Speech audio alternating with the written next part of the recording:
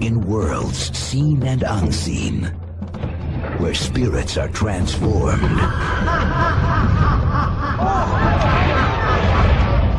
and sorcerers rule. The witch Baba controls you by stealing your name. If you completely forget it, you'll never find your way home. Your name belongs to me now. One girl's future depends on her judgment. Aren't you getting wet out there? I'll leave the door open for you. Her courage. It's Haku! He's hurt! Haku! Haku! This way! Her loyalty. Haku helped me before. Now I want to help him. Everyone, I need my shoes and clothes, please. And remembering one thing above all else. I want you to know my real name. It's Chihiro. Everybody, welcome. You have to watch the podcast. I'm Alan. I'm Ryan. And I'm Devon. And Devon's going to take point on this one, so take it away, Devon. All right. So today we're talking about kind of a big deal of a movie. It's Spirited Away, if you didn't read the title of this episode. So Spirited Away, just for some background, in case you don't know, it's a 2002 movie directed by Miyazaki, who is a really big name. Miyazaki and Studio Ghibli itself, huge name in anime, especially the ones that are ported over to the West and are ported over from Disney.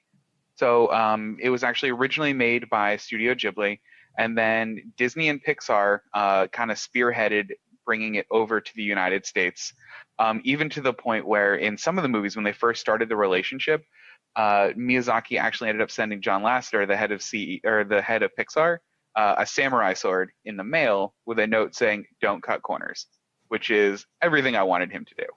Nice. But this, what's up? I said nice. That is really Yeah, good. right? Yeah, like, I don't know. I feel like I would like this guy a lot in real life. Now, this movie, again, just for baseline, it was one of the best, highest grossing films of all time. It was, I think, the first and I think still only anime to win an Academy Award. It outperformed Titanic. It makes, top 100 movie lists all the time. I'm probably not doing it nearly as much justice as I should by not giving specific awards that it won. But it won like most, if not all of them. It won the best animated feature at the 2003 Oscars. Yeah. Oh, the Oscars. Yeah, it won the Oscar. I watched a clip of Cameron Diaz, of all people, giving away the award. It was up against Lilo and Stitch, Ice Age, the first one, Spirit, which was like a horse thing from DreamWorks. Stallion of the Cimarron. Yeah. Yeah. And, You see it on Netflix occasionally. Yeah. And Lilo and Stitch. Like, it was up against those four films. And did I say Treasure Island? No.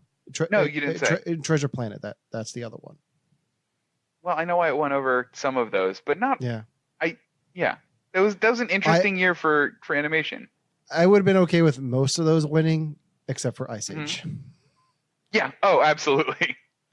All Like, right. So before we jump into how we felt about everything, I'd seen it before. Ryan, you've seen it before? Oh, I love this movie. Yeah. Yeah. So when did you first see this? Actually, surprisingly enough, it was from Kristen. It was my wife. We were dating, and we got it was at the very start of us actually being like an official couple, and like just learning about each other. And one night, I wanted to show her this like movie that I liked, but it was an anime, and she like frowned, and she was like, I hate anime. And I was like, well, do you hate all animes? And she's like, well, I did know somebody in high school that got into anime, and the only movie that I ever liked that she showed me was Spirited Away. I was like, what? What's Spirited Away? And she broke out the DVD, and I've probably watched it like 6 or 7 times a year since. So I love it. I love this movie. And then Alan, we made you watch it. Yeah, right? you made me watch it. This is one of those movies that's been on the list since I think we started this show. Like, it's been on my list for the longest time. So even before we did this podcast where we made each other watch movies, I've been wanting to see this. Even though I'm not a huge anime fan, I think the only anime movie that I saw in theaters was Pokemon the movie. the first one. Yes. That wasn't really anime though. That was like an American made like Exact- movie to look Well- like the TV Oh, yeah. show. And even then that was iffy. So wait, that wasn't. I thought that was out in Japan though The too. TV show was like out in like the TV show was like anime. Didn't they quote, take unquote, like anime. episodes of the TV show and just make it a movie so that they could make money off of it? It was the I would be reverse. They surprised. made the movie and then chopped it into episodes. The same thing Ah. they're doing with Dragon Ball's Dragon Ball Super right now. Okay. It was a movie and they're cutting it into episodes? Hmm? That's what they're doing to Dragon Ball Super? It was a movie and they cut it into episodes? Well, like the two movies that came out recently, F Oh. and like the one with I forget his name, the cat that can like the destroyer of worlds. I forget Boris or something like that. What But anyway, the hell is Dragon Ball Z? There's a Yeah, cat? I never got into it. okay, that's we don't have to get into Dragon Ball Z right now. we could get into That's that a whole off nother podcast. This. Yeah. We'll just have to watch Dragon Ball Evolution because I feel like one that'll word, give us one word: aliens. okay. Giant cat. All right. It's an alien. That's Makes perfect sense. I'm on board. We'll just have to watch that Dragon Ball Evolution movie and get a sense of it. no. I No. heard that was really accurate. Oh, I will find a way to jump through that screen on Alan's computer and choke you out by saying, just for saying that. Oh. Oh man. All right. Now that So we pissed Ryan, Ryan you off- liked it a lot. Oh yeah. I loved this movie too. I saw it when I was younger with my cousin. He like had me sit down and watch it, and I loved it and bought it and love it and still love it. Alan, what did you think? It made me hungry.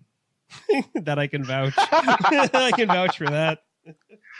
I liked it. I feel like I didn't get it the first time, so I'm hoping that with this I can better understand it. So I feel like this time I'm you, Devin. Like I'm coming into it not really knowing what I just watched, but I'm gonna leave this recording with a better understanding and wanting to watch it again. Which Good. sounds exactly like the mindset of somebody who doesn't watch anime, who had just seen his first anime. Like that is what I hear from everybody who watches their first anime, like as an adult. They're like, what the hell did I just watch? And then it's just like a back and forth. So I'm not surprised you have that mindset. I'm really not. Yeah. Well, then let's go into a little bit of the background of the movie then. So the movie was made, obviously by Miyazaki, because, or almost in response to a lot of the movies that were coming out for teenage girls at the time, or pre-teenish girls. The movie was made specifically with them in mind, because he didn't feel like a lot of the media that they were consuming was relating to how they were feeling or how they were interacting with the world in general.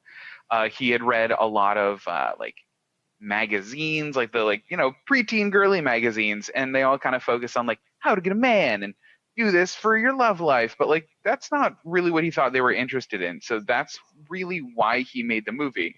And he made the movie based on Chihiro, the main character, is based on one of his daughter's friends. They were on vacation somewhere, and she was like sullen and downtrodden, and he's like, yeah, that's going to be my main character. So the point of the main character is that she's a more kind of realistic representation of what a girl that age would be than a lot of like Lilo and Stitch would have portrayed, or like, I mean, there wasn't a human in Ice Age, was there?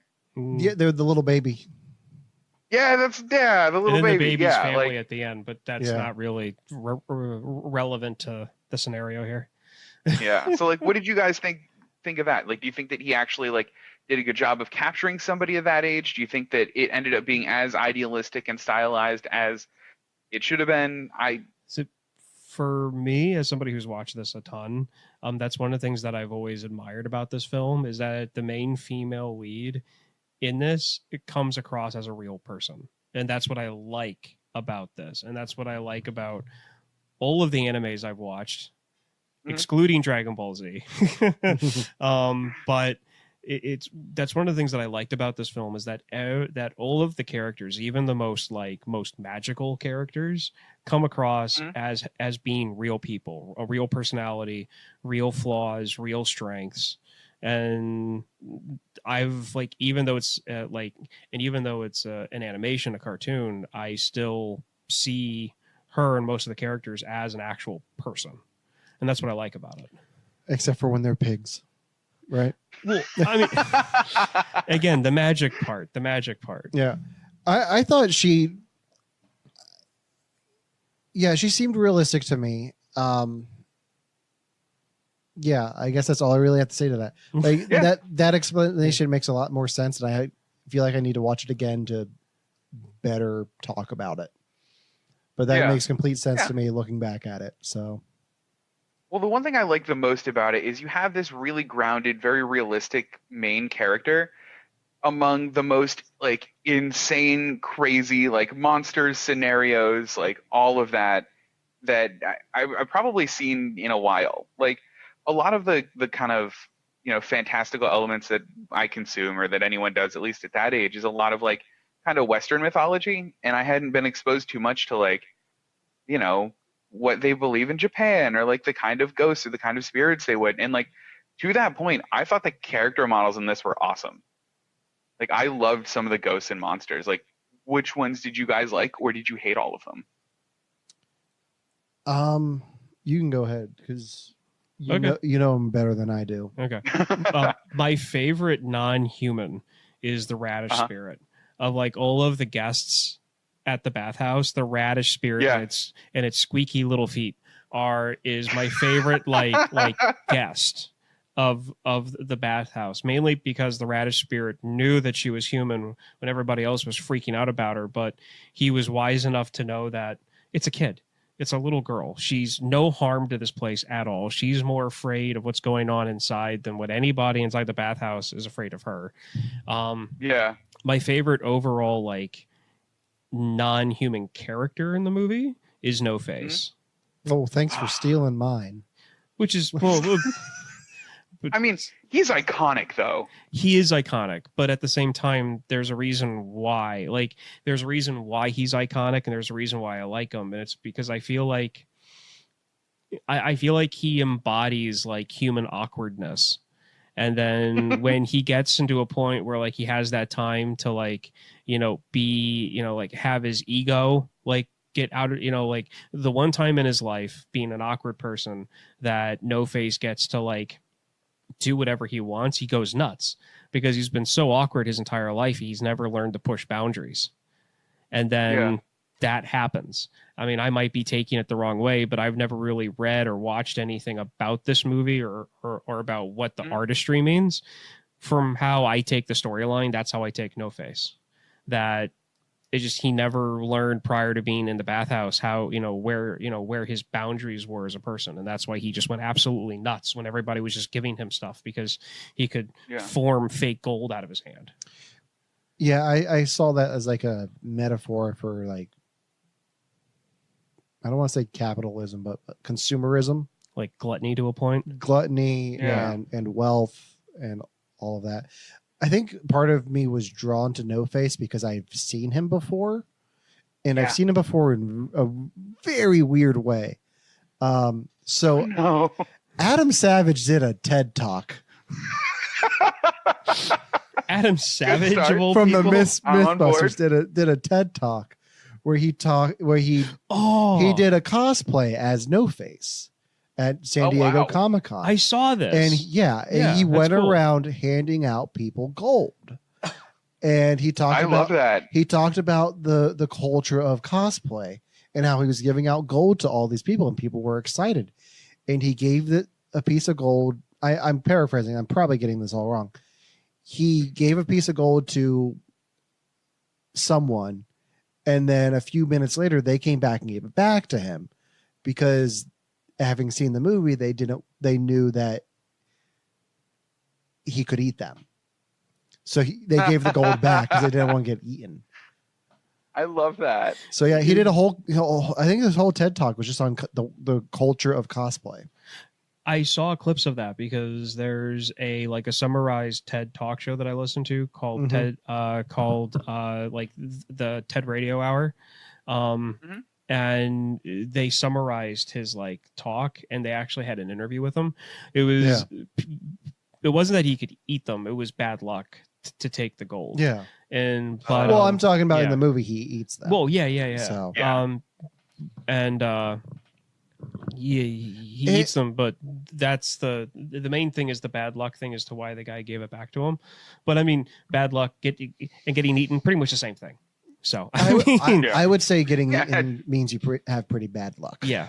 Yeah. But I love how plus it's Adam Savage, so you don't know if they're testing out. Does human meat taste like chicken? Oh yeah, confirmed, exactly. busted. Yeah, plausible. It's for an episode. Yeah. I did like though how No Face took on the personality of the frog, and like the foreman. The foreman guy, boss person. And he had like the frog legs and Yeah. his arms and. Mm-hmm. I like that frog. I didn't expect No Face to change so much. I think because I've only ever seen him just as like the mask with like the person. Like, and I think the first time I saw it was like, oh, he grows hair. Oh, he has a mouth. Oh, he has arms and legs. Like, and I think that part like just made me like him more. Like, because I genuinely didn't expect anything from this character I had seen already. Yeah, I wasn't expecting the transformation for him either. Like, I was just used to him being what you see on all the art for this and on the internet. And prior to seeing this movie, I had never seen No Face before. Like, none of the characters in this film I'd ever seen prior to seeing it. I think it was like 2007 was the first time I watched this. So it's still a few prior years. to that, I hadn't seen any type of like art from it at all. Oh wow. Okay. Because my anime spectrum is like, it was at that point what was on Toonami after school. Like, yes. like up until that point, that was my like spectrum of anime, and it's pretty much stuck. Okay, so I talked about watching Pokemon before, and you say it's not really anime. Is Digimon more anime? Because I watched that too. Well, both are. Okay. I couldn't get over Digimon. I couldn't do it. It was, to me, it was the budget Pokemon, and I wasn't on board. I was completely on board. I had like a bunch of the trading cards, and I think they're still at my parents' house somewhere. Wait, did you guys ever do Yu-Gi-Oh? Because I think that was more anime than all of them. No? I drew the line at Pokemon when it actually came to collecting cards. I had the Digimon cards because someone bought me like a starter pack where they had like 200 cards. Oh. And wow. It was just a lot. I still have all of my Pokemon cards and the energy cards and the info cards, and they are in a 3-ring binder in I think that blue trunk that I have of like all my like kid stuff that I still carry around. Yeah. And the binder has the binder has a picture of a Pokédex on it. So it looks like a giant Pokédex, and you open it up and there's all the cards. That's so I cool. purposely did that. I love that. I still have my cards too, so at some point we should get together and see if we have anything we want to trade. Trade, or I got to look up the rules of how to play because I don't ever think I actually learned how to play. Has anyone ever played that card game? I tried. We had our own version of it, I think. It was dumb. Megan and I tried. My sister and I tried to play once, and it devolved into a fist fight. And I'm pretty sure that's not in the rules. Well, you throw animals at each other and make them fight. That's how. Oh shoot! We did it wrong. Some kid tried to teach me how to actually play it once, but I was so paranoid about bringing my cards to school that I never actually like played. But I knew kids growing up that went to like tournaments, like actual professional, like, well, not professional, but like, you know how like they would have like you would have like the local mall would like say, hey, you know, if your kid wants to play Pokemon cards and win like $100 gift card to like the toy store, you know, come Saturday at noon, like that type of thing. Yeah. Like, I knew kids that did that all the time. I'm pretty sure that's amazing. I'm pretty sure that's still a thing. Like, I think the one mall in Harrisburg still does that. Like, I was there a few weeks ago with my in-laws and my wife and my father-in-law, and I walked into a mini anime con, and we're the two guys that should not be at this con because it was weird. Like, there's a bunch of people in costume for anime characters, and we're like, I guess something's going on in here. So we went in. It's like, oh, yep, and we just backed away slowly, and went back down to the main court where they were doing Price is Right auditions. Because that's what you do at the Harrisburg Mall. Okay, so I love that. This is why I love being involved in so many different like niche like circles. I'm a huge sports nut, so I love going to sporting events and people in their jerseys and their hats and knowing like sport geek stuff, and then going to like a con, just like how Alan, you and Anna invited Kristen and I too, like going there and like seeing people dressed up in like characters from like Marvel and Ghostbusters and Star Wars, but then liking anime too. So then I could walk into like an anime con and I would know about maybe 40% of what people are, there. And it's fun seeing all of that, but then it's also fun seeing your reaction of somebody who's not in it and then experiencing it and going, well, here's just the seeing thing. that reaction. I was okay with going in there, and my father-in-law was too. What was weird was that the lights were dimmed, so it was kind of dark. Ooh. And I'm like, what the? And they're all playing, like there's TV set up, so there's people playing games. They're playing card games. Like, I don't know if it was Yu-Gi-Oh or what. It might have been Magic. I don't know. I couldn't tell because it was dark. Like, I don't know why it was so dark in there, but it was like a weird vibe. We're like, okay, let's go down to Bass Pro Shops and go look at boats. Just a bunch of weebs. Oh, man. Just a bunch of weebs. So, all right. So we All right, all back to are kind Spirited of Away. coming from a place seeing this movie. What'd you say? Hold on. What is going on in there? She's laughing hysterically.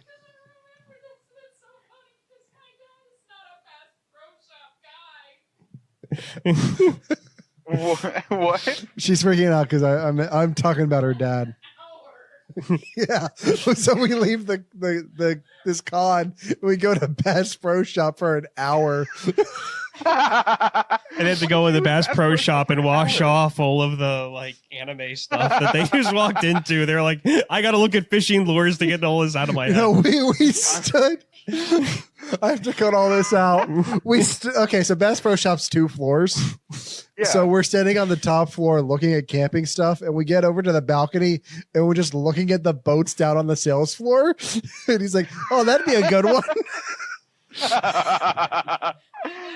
For when you go boating. Or like doesn't fish, doesn't hunt, doesn't camp. He's like, well, "So when we get our RV, I'm gonna get that boat and attach it to the back and take it up to the lake." Oh, I love that. Okay, back to Spirited Away. Back to Spirited Away. All right, so we all kind of came into this movie with the mentality of, well, we don't watch anime too much, but we watched it and we kind of liked it. And Ryan and I's case, we really liked it. Has this opened your eyes or made you want to seek out more anime? And Alan, does this make you want to seek out more anime? Okay. Let me go first. Okay. I want to see more of his stuff.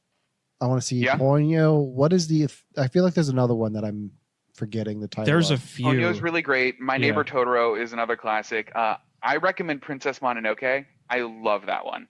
Okay. Those are all Miyazaki Ghibli films. Some of them have legitimately big names in them too. Like Christian Bale, I think, is in Howl's Moving Castle. Oh, that's the one I was thinking of. Howl's Moving Castle? I've heard of that one, yeah. Yeah. Now, I'm definitely open to checking these out because I feel like they've been so well received in the States, even outside of the people who are into anime, that I feel like there's something there that I should check out. There's that mass appeal. Yeah, which makes it a little bit easier to digest because I'm a simple American, I guess. I don't know. Well, put a pin in that. I want to come back to that later because I have a couple of thoughts and questions. Okay.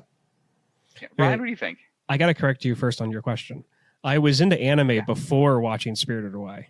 Got it. Okay. It was just all of the anime that I had seen up until 2007 was on Toonami.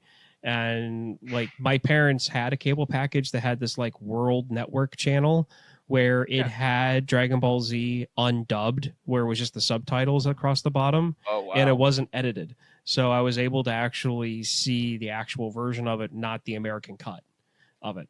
And I seeked out whatever I could up until that point, but things were kind of limited back then, nowhere near how open, you didn't have Netflix or Hulu or even a streaming service that had an anime package on it at that point, as far as I knew. So, I mean, this was just a different type of anime.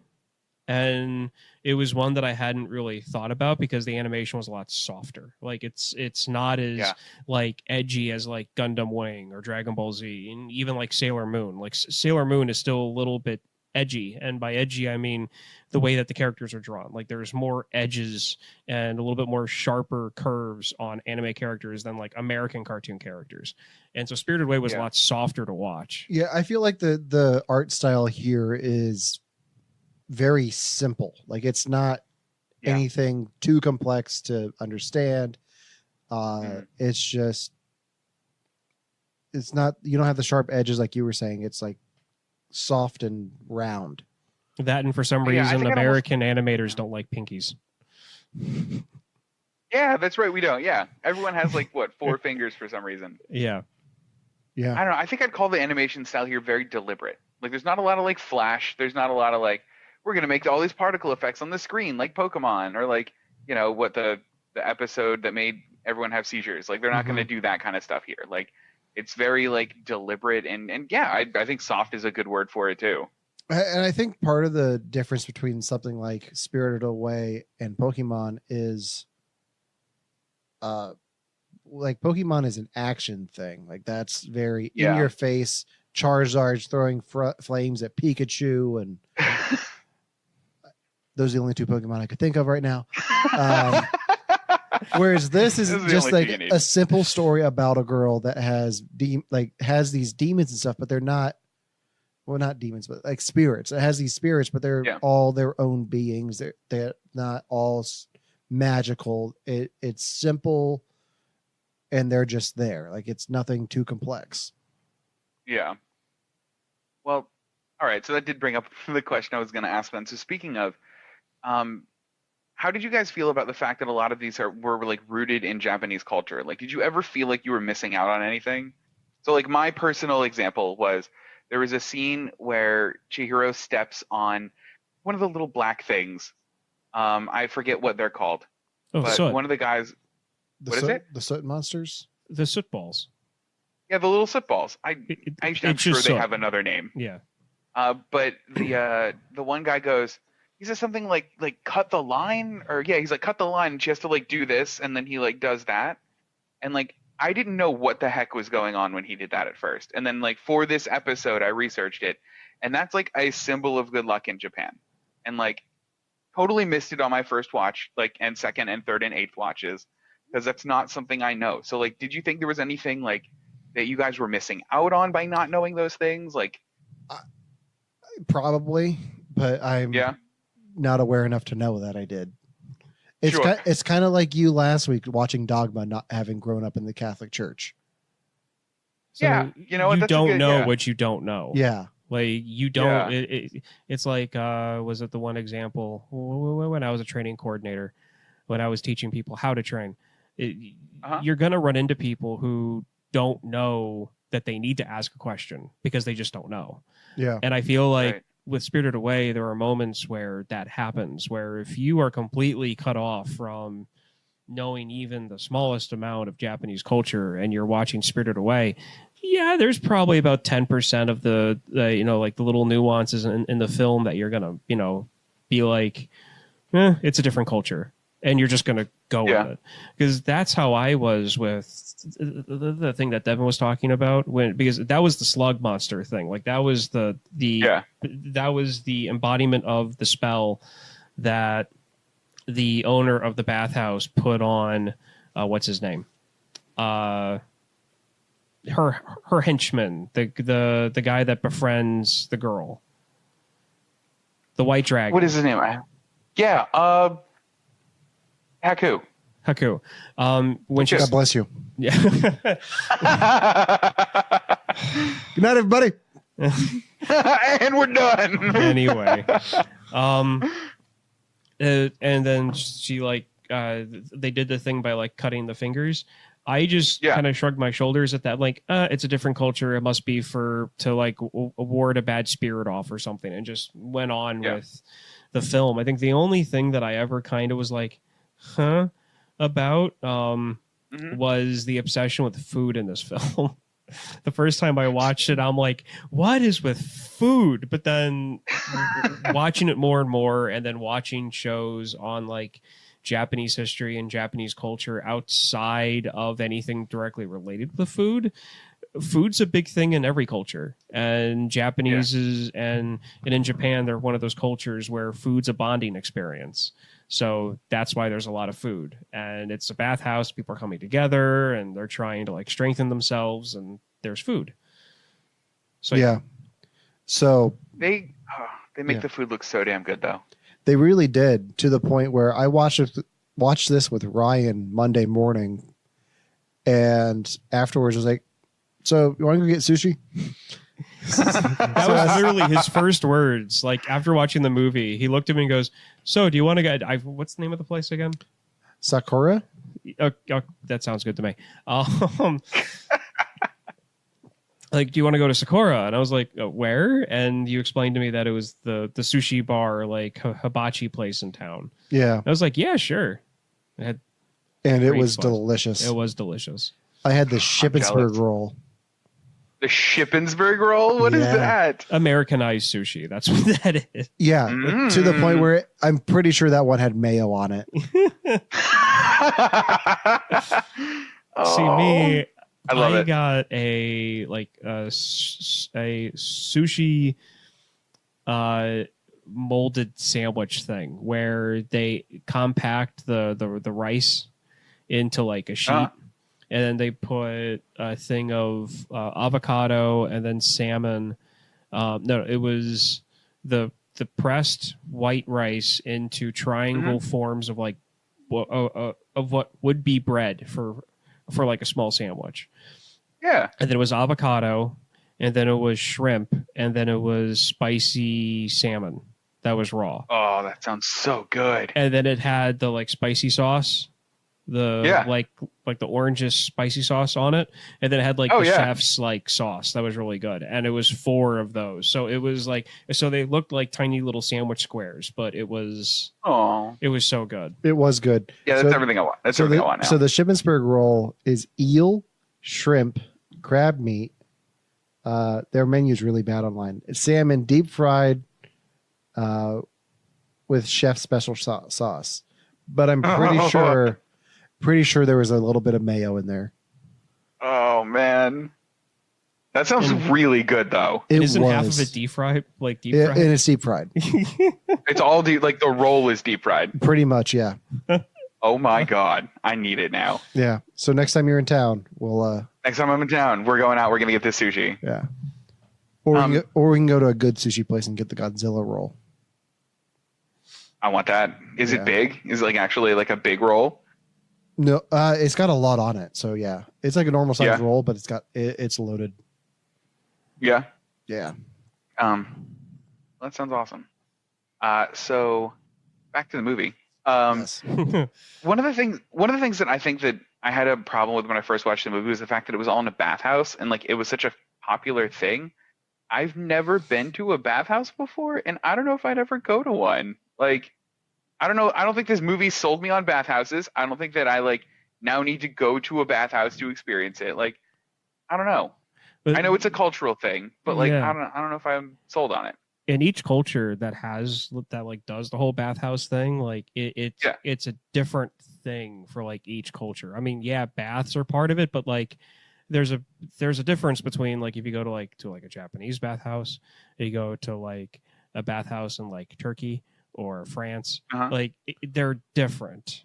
Or Greece. Like they're different from each other. And I remember the one time I watched or heard anything about Spirited Away and like the cultural aspects of it, I could be so wrong by saying this, but something about Japanese culture and bathhouses and prostitution, but I'm not entirely sure.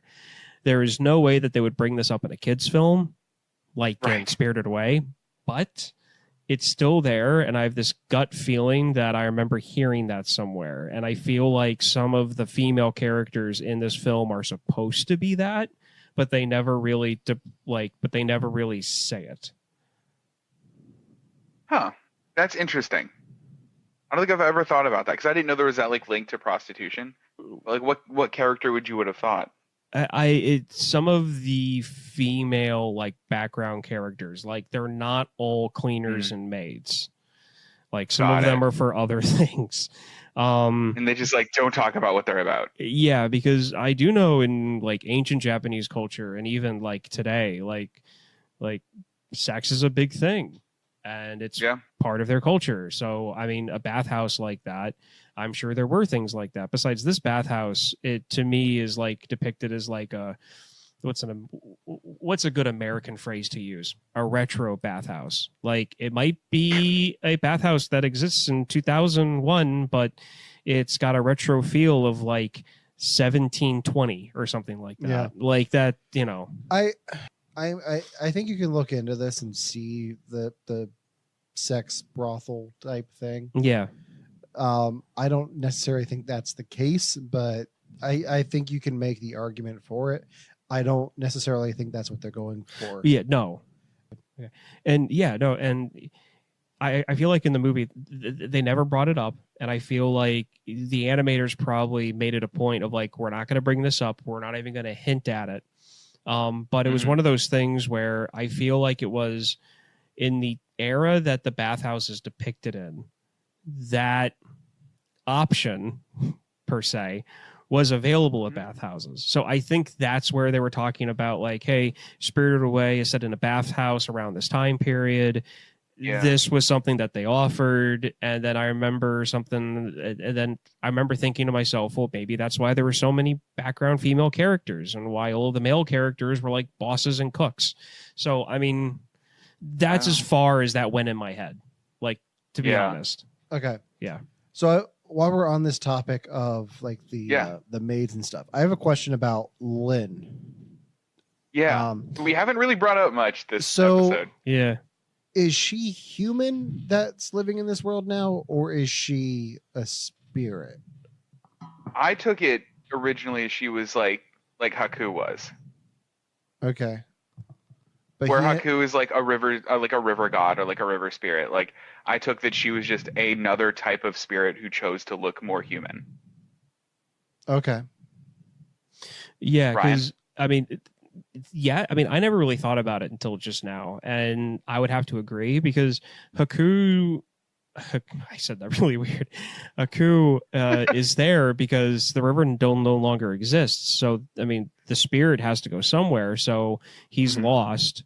And he ends up there. I mean, the same thing could be with Lynn, that she was the spirit of like a forest or, you know, a spirit of a horse or something, and it no longer exists. So she's lost herself, but she found a place to, you know, have an impact somewhere or, you know, be part of something. So, I mean, that's how I would take it. So, I would love to know the Boilermaid's because I actually past. had a point about this topic. How did you guys feel about Haku's like backstory? Because, and I'll just give you my spicy hot take on it from the first time I saw it. The first time I saw it, and he's like, you know, I'm from it used to be a river god, and the river is now an apartment complex, and like a single tear rolled down his cheek, and like nudge, nudge, wink, wink, pollution. And I was like, all right, calm down. Like, I don't know if we need this in the movie. But then like, thinking about all of the broader themes that it brings up, it would make sense to put it in there. I think old me was just dumb. I also think part of like watching this, I couldn't help but think, how much of this am I losing in the English version? Like, interesting. Okay. Like how much of the dubbing is like rough translations, like Google doing you a Translate disservice. almost. Yeah. See, according to like the research that I had done, they worked really closely with the original writers of this to get it as close to the original as possible. Because I mean, a lot of Disney money went into the translation and not to the marketing of the movie. Okay. I still feel like you lose something when it's not in the original language. But even if it was subbed, I don't know if you would still get it, because you're still dealing with like the language barrier there, regardless if it's written or not.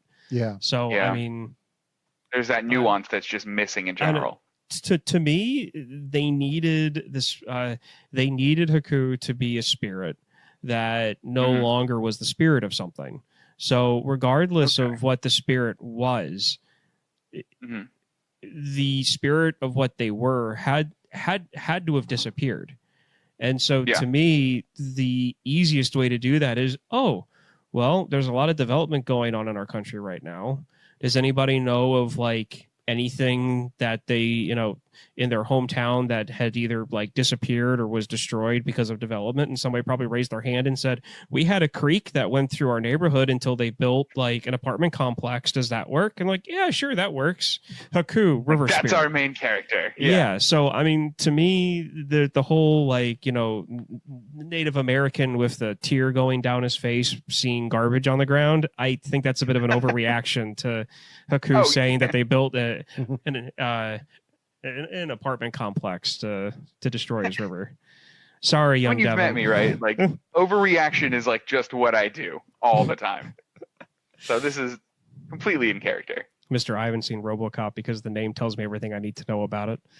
I'm gonna watch RoboCop. Dang it! It's on the list. Hopefully, Yeah, I know it is. good. Hopefully, it's coming up soon. Okay. So I'm going to chime in for a bit because I want to talk about the voice cast. Oh yeah. All right. So the girl who plays Chihiro was also in another animated movie that was nominated for an Oscar the same year as Spirited Away. She also plays Lilo in Lilo and Stitch. Really? Yep.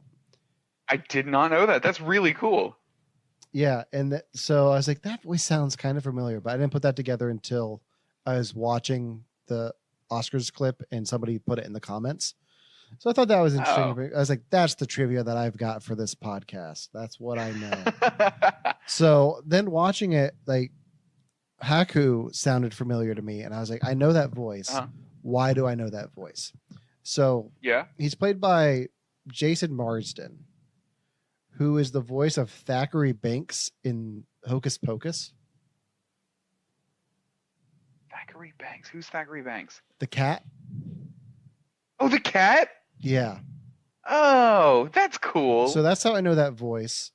He's also Max Goof in Goof Troop and a Goofy movie. In the Goofy movie. He was also on Boy Meets World, Step by Step, and a bunch of other voice acting gigs throughout the last. He was like huge in the 90s. It sounds like. Yeah, he was. If you saw his face, you'd recognize him because he was in everything. And then the only other voices that I recognized but had trouble, like the only other voice I had trouble placing was the father. I was like, I know that voice. And I was surprised to see that it was Michael Chiklis. Who's Michael Chiklis? He played the Thing in those first two Fantastic Four movies no one paid attention to. Oh, that guy. Yeah, he was on he was on the Shield. Was it the Shield? He plays a cop a lot. Yeah. He was the commish. Oh. Back in that is the an 90s. Interesting character for that. And then I did recognize the baby as Tara Strong right away. I was like, yep, that's Tara Strong, because why not? Right, because why not? Wasn't there also another really big Pixar voice in this one? John Ratzenberger. That's right. That's right. I like that he's in like everything. Yeah, I didn't pick up on the Pixar's involvement, even with him in it. It's like, oh yeah, like when you brought up Pixar earlier, it's like I knew John Lasseter was involved, I knew Disney was. Never really thought about Pixar, but that makes complete sense since he's in it. Well, we talked about that the day before we watched it. A little bit, but you were tired. Yeah. So I mean, I'm not surprised you didn't remember. Yeah, I was helping you move some more. Yes. So. Thank you again. You're welcome. All right. So how did you guys feel about the overall plot of the movie? Like how it got from where it started to where it went? I know that a lot of people don't like it because it's kind of a circular plot. It begins and ends in the same place it begins. That's one of the criticisms I've seen leveled against the movie. I know the first time I watched it, I was like, there's not a bad guy. There's not too much of a reason for me to care about a lot of this, but it's interesting, so I'm going to keep watching this. And then, like, at the end, like, you finally get a little bit of something. I feel like the normal 3-act structure is non-existent to this. Yeah, exactly. It seems like a almost an anthology. Like there's just moments. There are just moments that are interconnected, but they're not really building to anything. Okay, so this is where, as an anime fan, I want to interject. This is one of the reasons why I like animes to a point, because because you start off without any explanation about what's going on. There's no like the year is or the family is moving. There's a long time ago in a galaxy far, far away. Like there's none of that. And it just starts you off with a girl in the car. And like, okay, so this movie is, the dad's driving an Audi because they actually put the Audi symbol on the vehicle. So they're going for realism here. Okay, cool. Mm-hmm. They go into an abandoned theme park, quote unquote, and then all of a sudden her parents start turning into pigs. And it's like, what the hell is going on? I like this about animes where it just throws you in and the character wakes up unconscious in the middle of a battle and has to try to figure out why they're there and who they are. And that's what the next 2.5 hours are. That's what I like. And that's what I like about anime specifically. And that's why I like The Matrix to a point, because it does the same thing. You just poof, you're in it and you have to figure out what's going on along with the main character. And I feel like that's why it doesn't follow that arc you mentioned, which I'm not entirely sure what that is. You said this movie doesn't follow the 3-act structure. What is that? For those of us who don't know, like hero's journey. So like Luke Skywalker leaves home, starts his journey to go save the princess. Okay, that kind of thing. Okay, like just like overall. So like rising, action, climax, and resolution. Okay. Yeah. See, I feel like this movie has some of that though. It has bits of it. What I'm saying is you could cut out like the whole junk monster part of this for the most part and be fine. Okay. Like that doesn't really serve her plot at all. See, except she's making the water in the tub. I think it does though, because and here's why. It's character building. It's showing what she's going through because you start off with this little girl who's depressed in the backseat of a car. And she's worried about everything. And she's nervous about everything. I mean, for crying out loud, she's telling her parents that this is probably a bad idea. Like, how nervous do you have to be as a little kid to tell your parents, are you sure this is a right idea? I think we should just get back in the car. To where her parents turn into pigs. She has to live on her own. She has to work on her own. She has to stare down this witch. And then she has to, at that point, pull her own weight. And and that's why they show her like trying to clean the floors with the other women. And then they show her, trying to clean the tub. And that also shows how the bathhouse is. Like they haze the new person because they're as all, you do. Yeah, exactly. So they're, because they're laughing behind her back when her and Lynn go in to have to clean the giant tub. And in that scene where she's helping that river spirit that's been polluted to all hell, she's learning how to just be herself and problem solve. And she found the thorn bike handle thing on her own. And then that's what got everybody down to help her to help it. So I feel like that's needed with this type of a storyline. To show her becoming more confident and her progression as a character, but not necessarily like a plotty type thing. Like she wasn't like introduced to the overall bad guy and he didn't make a dramatic speech. Like so it's a lot of character development. It's not really like action like we were talking about. So it's a mix of like the moments that we have in this are developing her character, which I think is what you're saying. Yeah. So I agree with that. Yeah. Like it doesn't have to have like this is plot point A, B, C. Yeah. Here's the climax, bad guy speech, blah blah blah blah. Yeah. Because my thing behind it, and there's 2 points to this, is one, if you were to take out those parts that are like kind of slow. They probably don't really have to do with the overlying plot of the film. You go from her being this like scared, depressed little girl to being somebody who looks at No Face, who's this giant monster, and goes, no. So, I mean, it's one of those things where, like, that's a big jump. And two, another reason why I like movies that kind of pinpoint little stuff like that is that it becomes a whole. If you look at your own life, and this goes for everybody. Yeah. When you look at your own life, when you look at who you were as a 13-year-old to who you were as a 25-year-old, there wasn't, I mean, for the majority of people, there wasn't just one moment that turned your beliefs, that turned your morals. It was these little tiny interactions you had between that span that made you the person who you are at 25 compared to 13.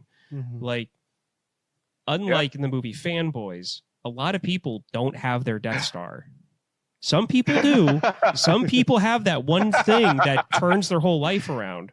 But the majority of people, it's a bunch of little things. And that scene with her in the bathhouse dealing with that giant like duck monster, to me, is like 10% of her becoming who she is at the end of the film.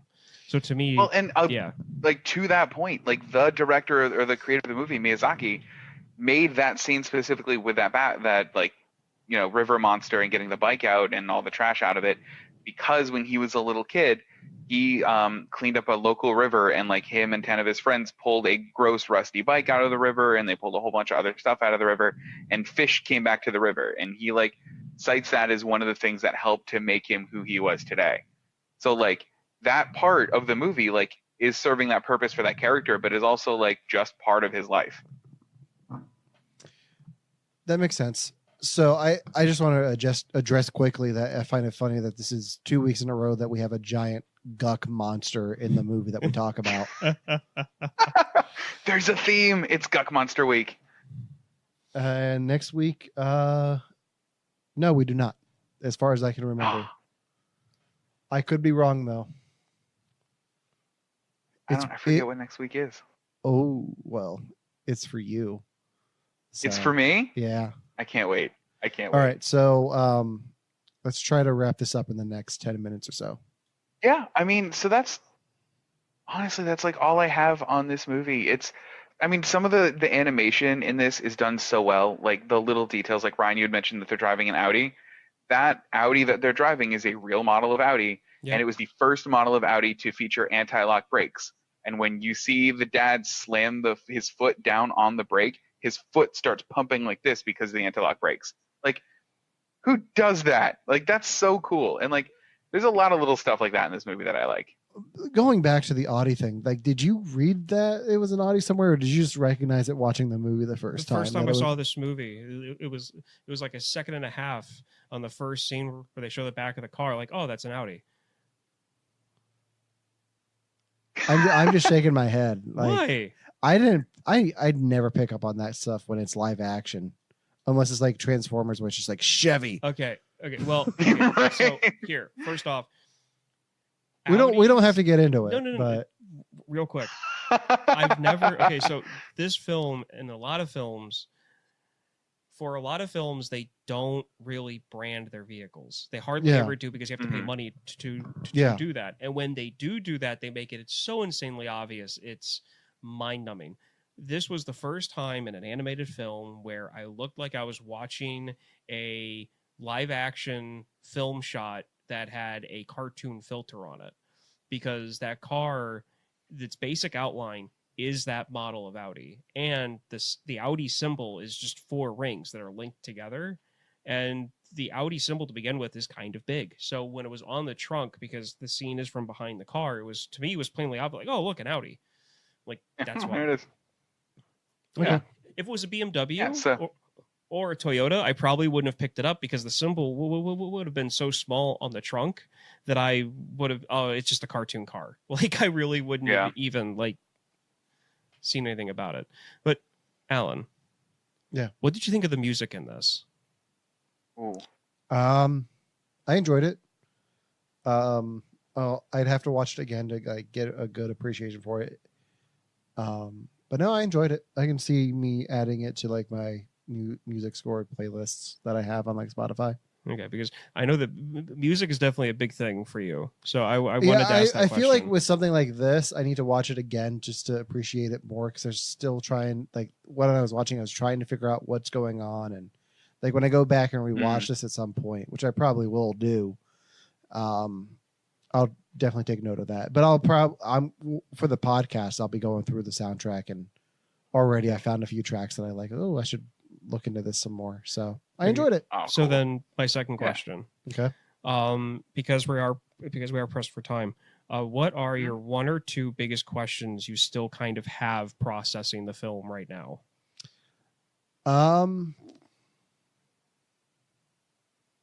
That's a good question. Was one of them Lynn? Yeah, that was one of them. And I guess my other question is, was it all a dream? That's a good question. Because I can see it going both ways. I can interpret the ending two ways. One, it was a dream and she imagined all of it. And two, they were gone for a very long time if their car is like covered in grass and stuff. Yeah. So I don't know. Like I want a better understanding of that ending. You have any theories? Yes, I do. Okay. They were gone Oh. for, I would say they were gone for about 3 to 4 days. I think it's way longer than that, considering how much the road is overgrown. Well, it could be too, but it could also be, maybe 2 or 3 bad storm systems could have done what they were showing too. And Japan is known to get some pretty severe weather. But my thing is that if it was just her dreaming, I feel like she wouldn't have the aura of the self-confidence that she had at the end. Because, I mean, granted, you can have a dream and then be like, oh, okay, I guess that makes sense. And then you just kind of go on with your life with one tiny little thing about you changed because you see something differently. Her entire viewpoint was changed from beginning to end. And anybody who doesn't like the film because it started and ended at the same physical location can go ahead and burn their copy of the movie because clearly this movie isn't for them. I'm sorry. But if you're going to be nitpicky about that, no. No. But anyway, I feel like they were gone for 3 to 4 days, no more than a week, because they don't explain anything once they get to the house. Well, they don't even get that far. But I feel like the girl's demeanor wouldn't be as so dramatically changed if it was just a dream.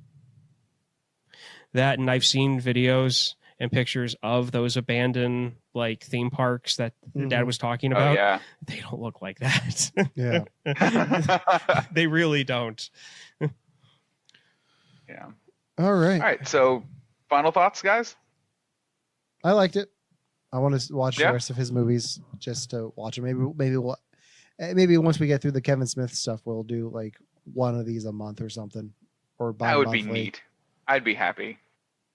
I own Ponyo, so Watch that one. I haven't seen that one yet. I haven't seen that one yet either. It's a good. I mean, to be perfect, I've only seen it once since I bought it. But to be perfectly honest, from what I can remember, like it's Spirited Away, but with a fish.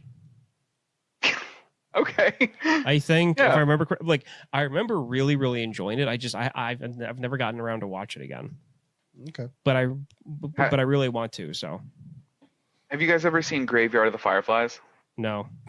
Nope. Oh, it's brutal.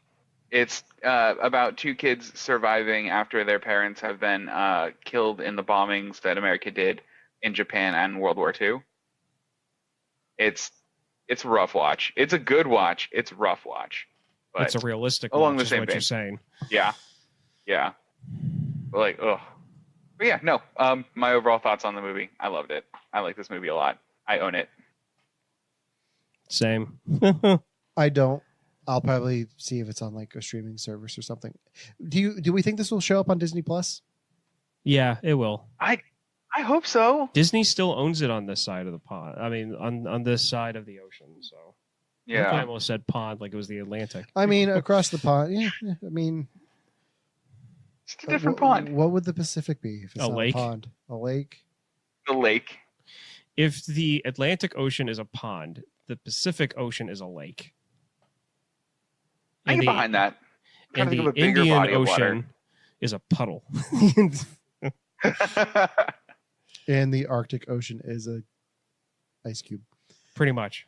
Aw. Actually, at this Not point, for it's long more- though. It'll be. for this at this point, it's like a slush puppy. Yeah. There's There's a giant so 7-Eleven political. Slurpee machine over our planet.